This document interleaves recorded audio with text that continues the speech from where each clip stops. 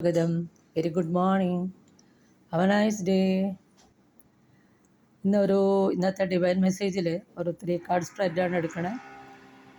അപ്പോൾ ഇന്ന് ആദ്യത്തെ കാർഡ് വന്നിരിക്കുന്നത് 2 of Wands.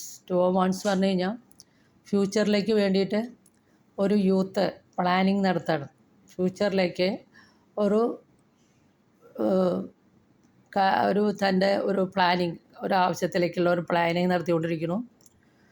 അടുത്ത കാർഡ് പറയുകയാണ് ദ സ്റ്റാർ എന്നുള്ള കാർഡാണ്. അത് മേജർ ആർക്കാന കാർഡാണ്, ആധ്യാത്മികമായ കാർഡാണ്, യൂണിവേഴ്സൽ ഡിസിഷനാണ്. അപ്പോൾ ദ സ്റ്റാർ എന്നുള്ള കാർഡ് പറയണത് പുതിയൊരു തുടക്കം, ഒരു ഇൻഡിവിജ്വൽ ഗ്രോത്ത്. അതിൽ ആ ഒരു വലിയ മഞ്ഞ സ്റ്റാർ കാണുന്നത് ജീസസ് ക്രൈസ്റ്റിൻ്റെ ജനനം രാജാക്കന്മാർക്ക് കാണിച്ചു കൊടുത്ത സ്റ്റാറാണ്. അതുകൂടാതെ 7 സ്റ്റാർസ് ഉണ്ട്, അത് 7 ചക്രാസിനെ സൂചിപ്പിക്കുന്നു.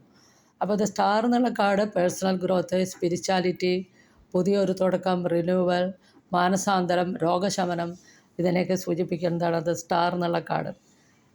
ഇൻഡിവിജ്വൽ ഗ്രോത്താണ്, പോസിറ്റീവ് കാർഡാണ്. അപ്പോൾ ഇവിടെ ആദ്യത്തെ കാർഡിലെ ഫ്യൂച്ചറിലേക്ക് വേണ്ടി ഒരു പ്ലാൻ നടത്തുന്നു.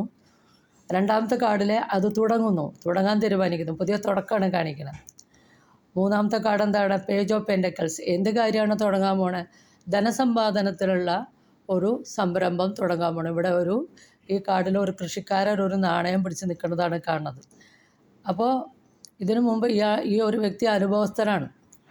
അപ്പോൾ എക്സാമ്പിൾ പറയുകയാണെങ്കിൽ മുന്നേ കൃഷി ചെയ്തിട്ട് അനുഭവമുള്ള ആളാണ്. വീണ്ടും പുതിയ ഒരു ധനസമ്പാദനത്തിന് വേണ്ടി വീണ്ടും ഒരു പുതിയ പദ്ധതി തയ്യാറാക്കി തുടങ്ങാൻ വേണ്ടിയിട്ട് തീരുമാനിക്കുകയാണ്. പക്ഷേ ഈ വ്യക്തിക്ക് ഒരു പരിചയക്കുറവും ഒരു പേടിയൊക്കെ ഉണ്ട്.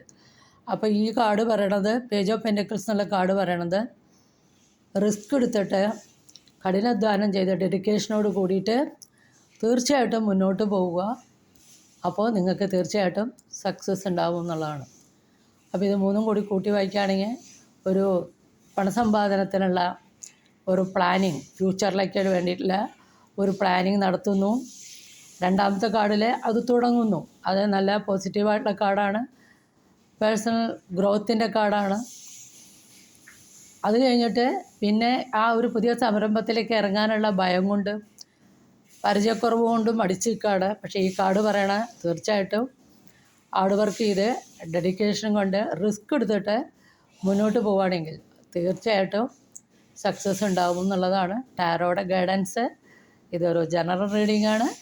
ഇത് നിങ്ങൾക്ക് റെസനേറ്റ് ചെയ്താൽ please do subscribe, like and share. Thank you.